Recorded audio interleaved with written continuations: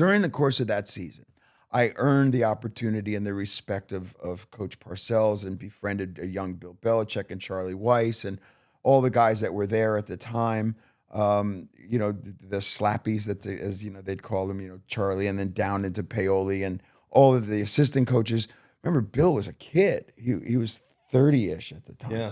So I was allowed, obviously, to come on the sidelines at the home games, and that was easy. And then they'd stick you in a corner and tell you to hold a camera bag, i.e. that picture.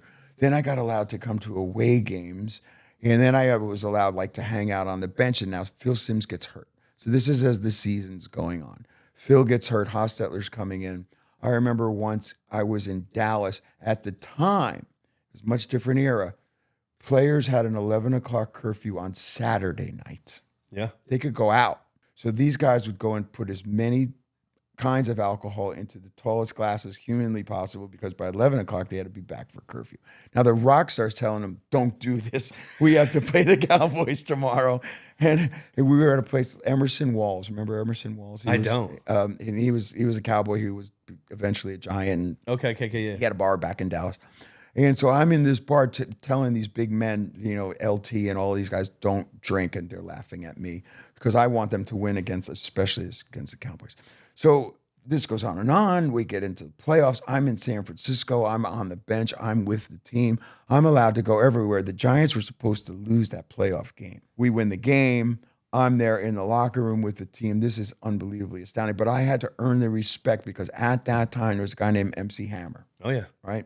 And MC Hammer, I love MC Hammer, right? But he went on the sidelines like he was the quarterback, like he was the star of the show.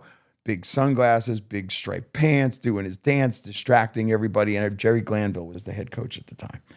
Me, I was carrying a camera bag, my hair stuffed up in a hat, covered anything to even make you remotely think I was me. Yeah. And that's what allowed me getting more and more and more access. Wow. So now it's Super Bowl and we're in Tampa.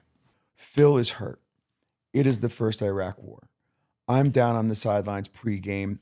There is no such thing as Under Armour or Nike compression wear. None of this stuff exists back then.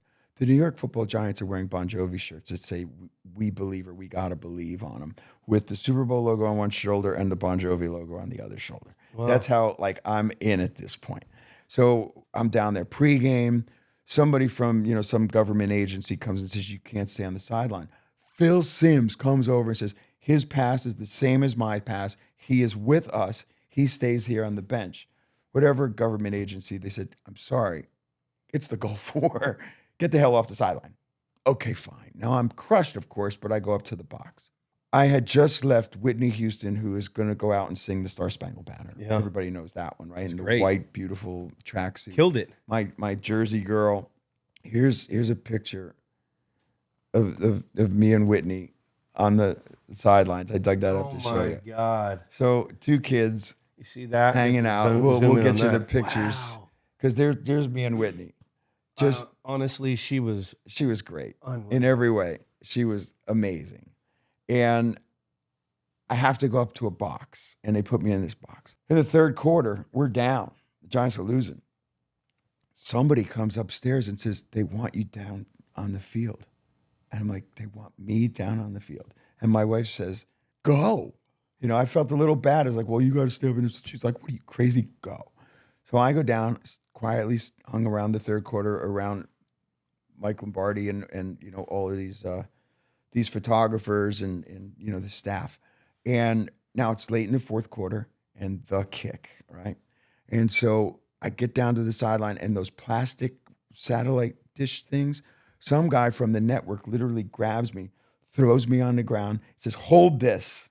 Does he know who you are? No, I think it was the heat of the moment, to be honest. Heat of the moment.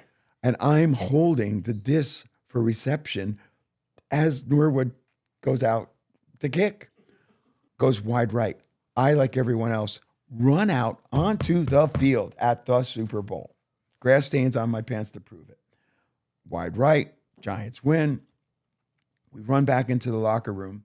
Before the celebration, before the anything, very Mr. Mara, they all said in Our Father before there was hoopling and hollering. There was quiet first.